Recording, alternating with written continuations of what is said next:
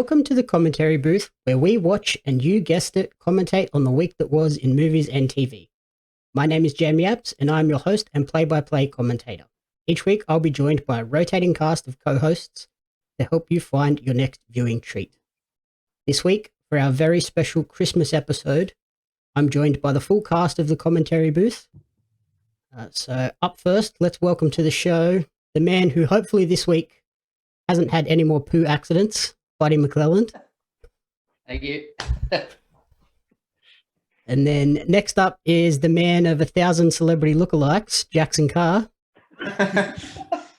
Great.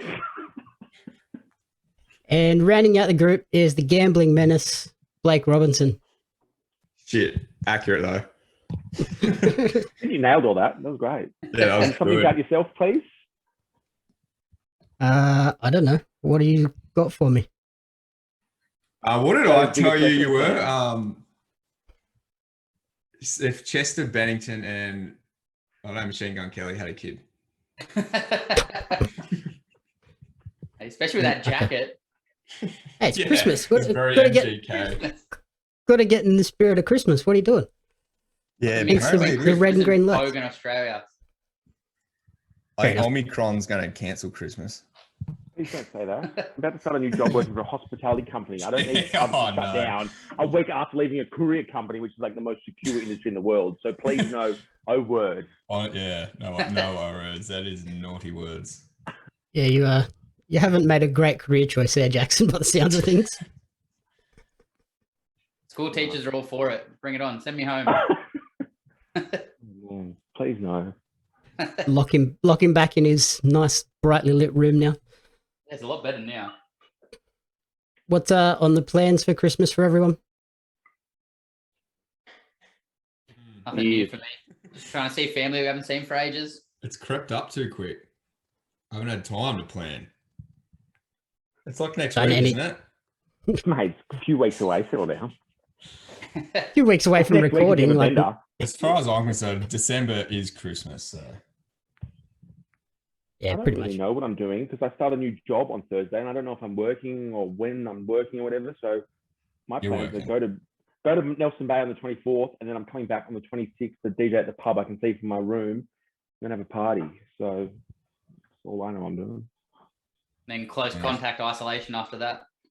Please no. I've got to play at Watson's Bay on New Year's Eve. It's going to be like the best gig ever. Bloody hell. Did you set up your Christmas tree, Jackson? No, I haven't bought one yet. I didn't buy an advent calendar. I need to get a Santa photo this Wait. weekend. Like, I that's thought my that goal. last night. I was like, oh my God, I don't have an advent calendar. I tried looking for it. The beer ones sell out months in advance these days. They're so popular. You can't find anywhere with a beer one. Just buy a Yes. case. You'll be fine. Yeah, true. 30 can blocks. Just go all out. Yeah, let's go. Buy a case for every day of the month. Every day of the month. Right. Don't have to tell Jackson twice. Hey, I've been good lately. But yeah, no, yeah, good point.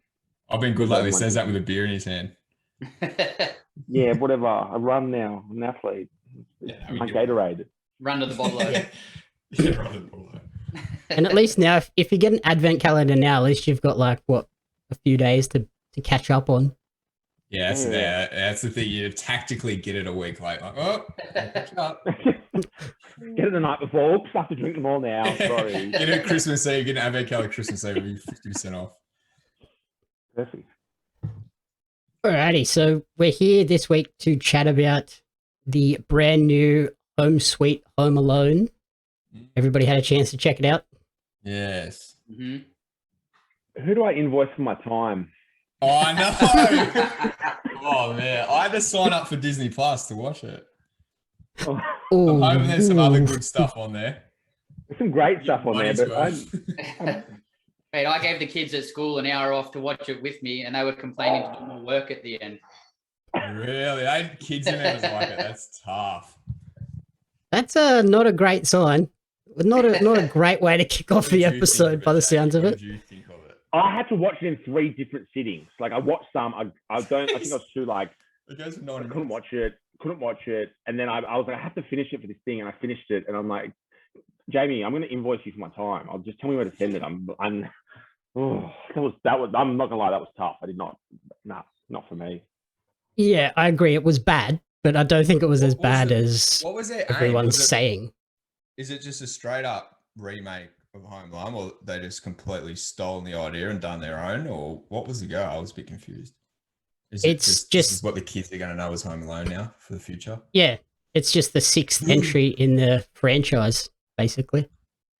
Jesus. The best things about it were the nods to the original Home Alone. Like they had Buzz McAllister in there as the cop, which I was enjoying. But then they also had, I don't know if you saw, but they had like the Kevin McAllister. He was a security company now. Oh, I didn't notice. Yeah. They had a nod to Kevin. He was supposed to be the security for the house. And I thought, yeah, that's a perfect job for Kevin McAllister. Easter eggs. Hey. Yeah, a few little Easter eggs made it worthwhile. The music always made it worthwhile, so that was good. The nods When to the old when you one watch made the it Roadrunner cartoon as well, that was a bit of a nod to like the 90s as well, which I liked as well. Actually, one positive takeaway I found when Max was first home alone and he was upstairs in his dad's office, sitting in front of on the desk in a pile of candy in front of him, like leaning back in like a tuxedo. It was a good Scarface. I was like, oh, that's cool. Not many kids are going to get that one. With a pile of M&Ms stacked up in front of him. I was like, this has got my attention. Yeah, there was a ton of references, and like you said, that Roadrunner one, that was a bit weird though, because obviously this started as a Fox movie, but now Disney owns it. So like it was weird that he was watching a Fox property, not a Disney property. I thought they would have changed that at some point, but I guess not. Yeah, so like Buddy said, Devin Ratray, the original actor for Buzz McAllister, came back, reprised his role. Now he's a cop who, from the sounds of it, is still getting tormented, or it's kind of switched. Now Kevin torments Buzz by ringing him and just calling in fake Home Alone calls every Christmas. And it felt a bit rushed and put together. Like I wanted more storyline. I know it's a kids movie, I guess, kids Christmas movie, but I just wanted more substance, you know. Did anyone notice? I found it hard for me. Like it was parents trying to save their family. Like every time I got really into them being hurt and thinking it was funny, like the Wet Bandits back in the day, then I'd snap back in and go, oh, they're just parents trying to save the house for the kids. And I felt bad for them. Yeah. Weird twist. I needed more context of like the German grammar trying to buy the doll and all that. Also, the kid was like a smart aleck and he was a bit spoiled. Whereas in the first one, Kevin McAllister was like bullied and you felt sorry for him because he's always getting picked on. You're like, oh, don't go to your room by yourself.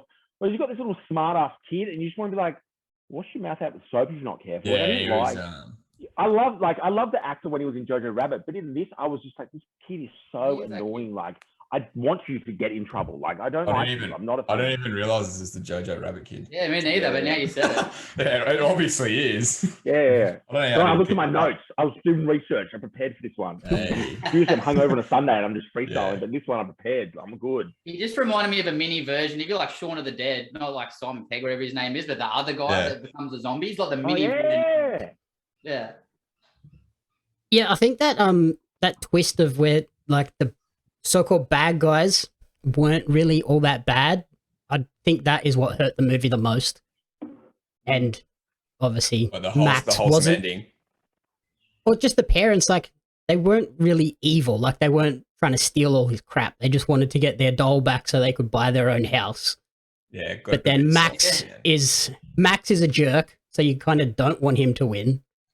And I think that just ruined the whole movie because you were like, I want the parents to win, but they're getting hurt, so I don't know how to feel about this whole scenario. Screw this little smart-ass kid. It's always going to be hard in like a 2021 world where kids literally wear GPS watches everywhere they go, and like I feel like that a 10-year-old that lives in a castle like that. Like it's every Home Alone movie. You don't know what the dad does for work, but they live in a castle. But surely a kid that's 10 that lives in a house like that with a BMW you can fall asleep in has a phone or a watch that can call for help. Yeah, like kids aren't thinking that deep. They do try and like give you an excuse for them not to be able to ring him and find out what's going on by saying it's 2021, no one has a landline anymore, but Yeah, no one has a landline, but then everyone has a mobile phone. And Yeah. this rich family, their kid would have a mobile phone or an iPad that they could call on FaceTime or something. Or a computer. You can send a Facebook message. Like, yep. Well, legit, we've got kids come to school that have those watches that GPS track them, so their parents can look on their phone and literally see where the kid is all the time. Oh, that's creepy. That is real creepy. I don't know if I could do it to a kid, but I mean, it would save you in a home alone situation. Like, there he is, he's at home.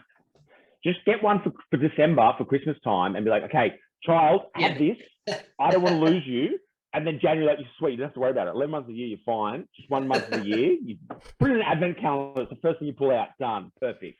I don't know how he was so easily left behind, like on holidays. Like they're just like, oh, we're in Japan now. Where the hell's my son? Oh, he's at home. What do you mean you just left him at home? Yeah, surely by Home Alone 6, somebody's called Docs. Well, I think that they get away with it being a different family now. But yeah, okay. What did everyone think of Maxwell's full name? Do you remember his full name? No. Maxwell Johann Mercer. I was like, yeah, I want you to lose already. Because I was bored. I didn't like that name. And did anyone else? Yeah, that was. I didn't get that whole why there's a British family thing. Yeah.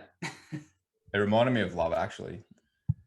Oh, there was apparently some controversy with the mum in that too. She's Irish, but then put on an English accent, and apparently everyone lost their mind over that for some stupid reason of like appropriation. I was like, he's British. Just let her do it. That's excessive. Yeah, at one point I thought it was a British movie when like you first got introduced to that family and that wife. But then I was like, nah, this is American. I was going out, I got real confused. Someone needs to tell the wife she can do better. The dad's a space cadet.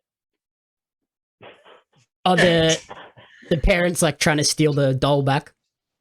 No, like the actual Max's parents. The dad where he's wearing his like neck pillow around and just copying everything the mum says. Did Max have a dad? He didn't. He didn't just live with his mum? Yeah, wasn't that his uncle? It was like his uncle. I think it was his uncle or something. That his uncle. Yeah. I don't think we ever see his dad. I think it was just Max and his mum, which doesn't make sense in such a big house then. That's crazy. It was a couple. And you know, actually, the other thing that got me with Max that kind of, I don't remember, Kevin McAllister got close, but the part where he was running along and he had the icicles set up with the fish hook, he definitely could have killed that dad. Oh, yeah. Oh, yeah. Like, it got real dark for a second. Yeah, he was trying to murder them. He wasn't just trying to take them out and stop them getting in the house. He was trying to kill someone. Yeah, I mean, there's a difference between that and some like paint cans and stuff. Yeah, we need more paint. Full paint cans hitting people in the face will kill them, but it might just knock them out. Wait, those pool balls in that little gun were brutal. I did like some of the traps, but yeah, some of them were stupid. Like the trampoline was a bit pointless. What else was there? Where's the bar? Oh, the fire, that was a bit excessive. Oh, you know what really annoyed me? That scene where they were in the neighbour's backyard pool and they couldn't get out. It's so easy to get out. Yeah, especially on those things. I also didn't like the icy driveway where they got like halfway up the driveway before all of a sudden they were like, oh wait, it's slippery. Yeah, I was watching. I was like, oh. Yeah, that's pretty funny. Like the whole thing was icy and then sprinting in the one spot. I could have actually wasn't until they longer. That was entertaining.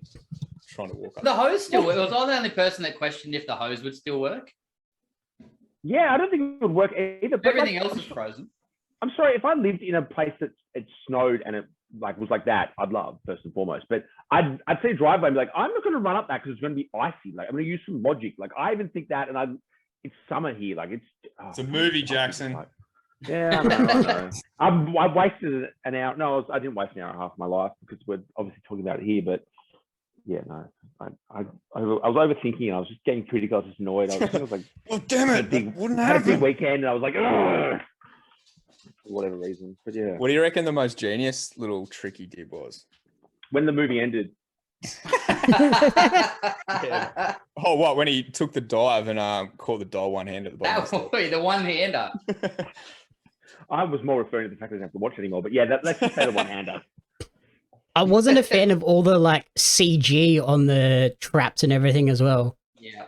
I feel like the original Home Alone was more proper actual gags, whereas this one was a ton of CGI and it was kind of off-putting. And it wasn't good CGI. Like, it was very obvious CGI. Yeah, it kind of ruins the slapstick if you can see it's not happening. Yeah, where original Home Alones are very realistic. Well, they probably would have been real stunts, I guess. Yep. And it actually, So, yeah. like, they hurt. When was the first one? Like, it was actually 93 or whatever they said in the movie. Was it 1990? It was, early 90s, I think. Yeah, okay. Which makes sense. So yeah, there were a couple of other references that we didn't mention. There's a sci-fi remake of Angels with Filthy Souls, which is the movie that Kevin watches in the original. So that was a cool little nod. When the mum steps on the Lego, it's a Eiffel Tower Lego, which is like a reference to Home Alone 1 where they go to Paris. Oh, you're good. I do remember her stepping on the Eiffel Tower, the Lego. But that doesn't make sense because remember, can I butt in here? When he had his Lego, it was like London Bridge, and he smashed that. Remember? So where's this Eiffel Tower come from? He's a rich kid. He has all of the $150 Legos, like Jackson and his Seinfeld Lego. Here we go, guys. Here's one. Here he is. There he is. Terry right here. I got the whole thing here. Hold up. They sit on my desk. If anyone wants to see, here we go. Seinfeld. Oh, nice. Oh, the Lego is great. Just a $130 Lego set. Mate, this was actually, I was trying Gruen the other week. This is actually cheap compared to other stuff. And this took, as I was saying, this took me hours. It was worth it. Isn't Star Wars Lego really expensive? Yeah, I got a Stormtrooper head. It took me 4 hours to put together at work. And it is, I think it was close to $200. Wow. I did this over like 3 sittings. And then by the end of it, I'm not going to say what was happening, but I don't remember finishing it. But yeah. Classic. Digress. The pretzels make me thirsty. The one reference that they didn't include that I thought there was a moment where they were going to when the parents were speeding towards Max's house. I thought they were going to do the old gag where the car can't stop and just crashes into the statue. But they just crashed into a pole. They crashed into the pole, yeah. I was like, they should have just ran into at least on the way to hitting the pole, clip the statue so the statue falls over. But nope, they just totally skipped that one. I was like, oh, okay. That sucks. That just goes to show you how much you just want it to be the first one. Pretty much. Could be easily be. You can just go watch the first one now, then be satisfied. Yeah. Get your fix. You would appreciate it so much more. Blake's got Disney Plus now. He can go back and watch all of the Home Alone movies. I'm going to do that. Is it number 2, the Scarlett Johansson one? That's my favorite. Is it number 2? No, that's 3. 3? Yeah, that's the first one I ever watched. What? The first one you watched was 3? That's the best one. That was the first one I ever watched as a kid, like the Scarlett Johansson one. The first one you watched was 3. Yeah. Are you living in Bizarro World or something?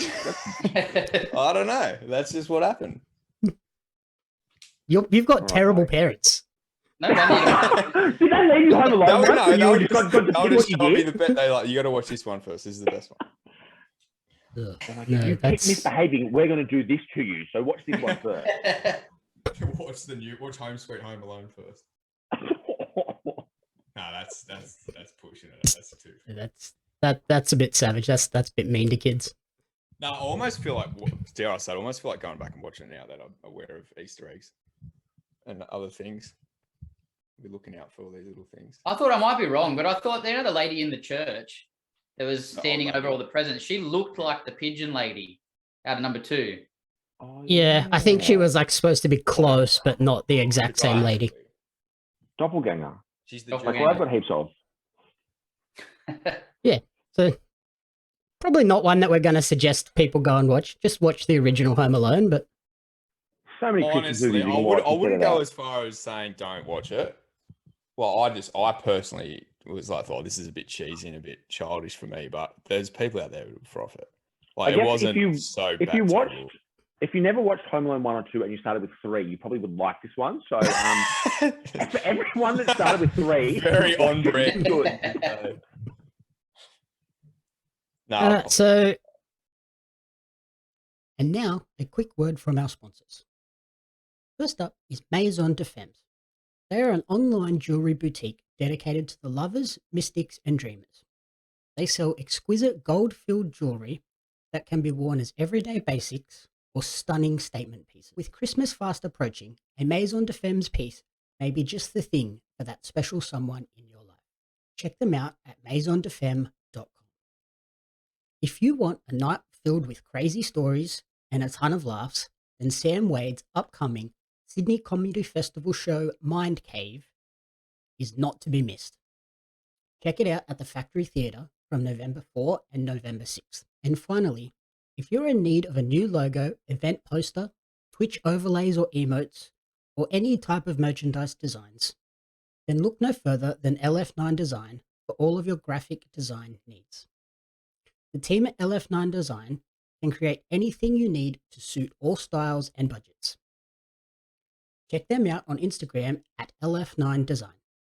The thing that we thought about doing to tie this all in was let's design our own personal Home Alone traps if someone was to leave us home alone and you had to someone's trying to break into our house. Jackson, how would you defend your home? Mate, I think putting on brand with me, my focus would be around using music and as distraction techniques, and also where I currently live, there's a lot of vinyl, so I'd probably use them as weapons. I mean, to defend myself, because it's a good thing to throw at people. So I just set speakers up through my house. Yeah, like set speakers up through my house with different sound, like as in the first movie when they had like he was like ordering the pizza and stuff. I just have like speakers throughout my house and just using Bluetooth to play distraction techniques and just try to put them off the center where I am. I try to get them out, and then just be booby trap focused around music. I guess I think it's probably the most on brand thing for me. Or I just get heaps of beers around and just spike it and just people just pass out. That's similar to something I would do. Yeah, put something that something that's something. But yeah, that's probably what I'd do, to be honest. Just tons of broken beer bottles all over the driveway. Yeah, broken beer bottles, or just like 4X everywhere because it's a bad beer, and just try to like poison people. And that's everywhere. Yeah, advent calendars with non-alcoholic beers, and you're like, oh, what's this? I need to leave. So, there we go. Not that anything wrong with that, non-alcoholic beers, but like not on brand for me, you know. But yeah, fair enough. I hope that's good. I'm gonna have a sip of this beer. No, that's good. Blake, how are you defending your house? I reckon I would do the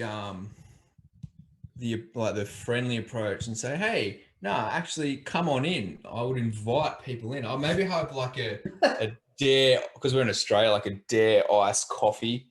Like people love, like especially like bogans and your typical person that's going to break into your house. Like tradies, they love it.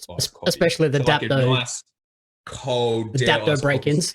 Yeah, exactly. Sitting on a little shelf at the front door, say, hey, please drink this before you come in. And as they take it off the little plate it's on, it's actually like holding the weight.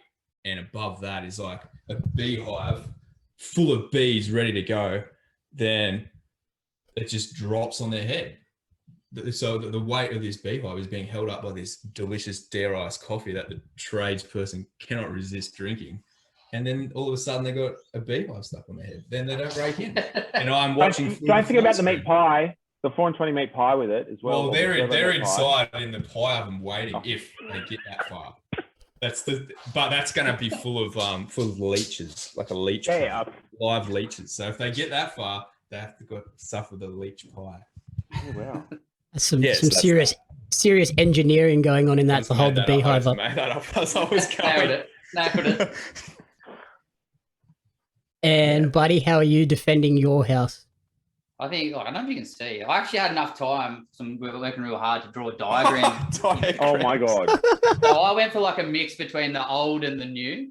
So I went for, I don't know if you better see it on here, but I went for door that's rigged. So shoe go out the front like Kevin McAllister style that sticks your shoes to the ground. Then you're going to go for the door being rigged to the fuse box. So when you open the door, lights go out. Step 2, I'm going with Lego on the floor, because you can't beat Lego on the floor. Yeah, it's the go. Lego on the floor barefoot with a tripwire. And then in a nod to the worst year I've ever had, falling hands first into some dog poo. So hands go in the dog poo. Then as you get back up, I didn't even realize, I made this crap before I watched it, but then super, super bright, however many lumens light bulbs, so that when you stand up, you want to cover your eyes.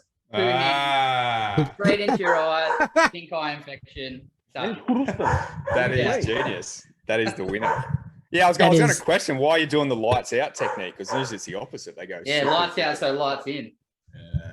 Yeah, get the pupils all dilated so that when the lights come back on, it's extra effective. I have ample dog poo if we need it. Yep. I feel really inferior after seeing that. I need to draw some diagrams. Jamie, I'll draw some diagrams for our next chat, you and I, about something. Okay. So yeah, mine starts with a play on the old classic nail through the foot. Only this time it's the point of one of my darts, just on the doorstep. Very Jamie. Yep. And then whilst they're standing there in pain with their foot impaled by a dart, one of these championship belts is going to come swinging down off the roof and clobber them in the face, a la the paint cans. And then just to close out, I'm going to let Toby loose and he's just going to run at them, probably barrel into them at full pace. If they haven't already fallen over, he's going to knock them down and keep them down. And knowing him, just make an incredible racket and let the whole street know that something's not right at this house. Come and check this out. So is Vicious Toby your wrestling signature finishing move? It's a Vicious Toby. You don't actually have your own move. You just unleash Toby. I just unleash. Good to go. Unleash the Jack Russell. Move. Pretty much. Yeah, like he probably won't bite. He'll just run at them at full pace, and then he just doesn't realize that you need to slow down and stop. He just kind of Toby just runs straight in there. Okay, yeah, Toby, that's great. Toby. Thank you. That's mine. To close out, let's give everyone a good recommendation for a Christmas themed thing to watch before we head into the Christmas time. Blake, what have you got? Polar Express. I've actually seen it in a few years, so I'm going to pick it back up. And is it still on Netflix? It. Oh, it's got maybe Disney Plus. It might be on Disney Plus. Would it be? Guess you'll find out. I do have Disney Plus now, so I can have a look. And Buddy, what are you going to recommend? I can't go past Elf. Buddy the Elf gets me every year. And Jackson?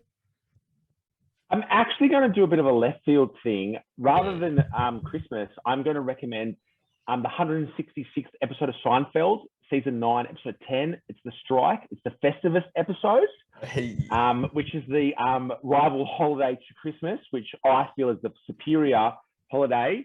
As you may have seen, there's a poll with your feats of strength where you can, if you have problems with your friends or your family, you can use the poll and wrestle them. So if you have any problems with anyone in your life, have a Festivus party and watch that, because yes, I think that's my go-to. But if you want a Christmas thing, Love Actually, because I love rom-coms. Alrighty, awesome. For me, I'm going to recommend a brand new documentary that's on Apple TV Plus now, called "'Twas the Fight Before Christmas," and this is all about a lawyer who decides that he wants to cover his house in lights and run this ridiculous Christmas charity event thing at a brand new house that he's just purchased. But according to the Homeowners Association, he's not allowed to. So he just sues all of his neighbors into basically letting him do whatever he wants. And then it's just a documentary about the lawsuit between warring neighbors and the events of this ridiculous Christmas event. Right. Yeah, I heard the it was fight interesting. Christmas, and I thought it was going to be a Festivus thing, but that's a different type of fight. So yeah, it's good. Yeah, so they're no spoilers, but yeah, he puts up a ridiculous amount of lights and they go all the way to like the Supreme Court. Pretty full on. I thought you were going to say he because what did you say? What's that it's called? The Fight Before Christmas. I thought he was going to host like some charity wrestling match in his front yard, Christmas theme or something. No, he just puts like thousands and thousands of Christmas lights on his house, and that really annoys the neighbors because it's just super bright. We've all got one of them in our street.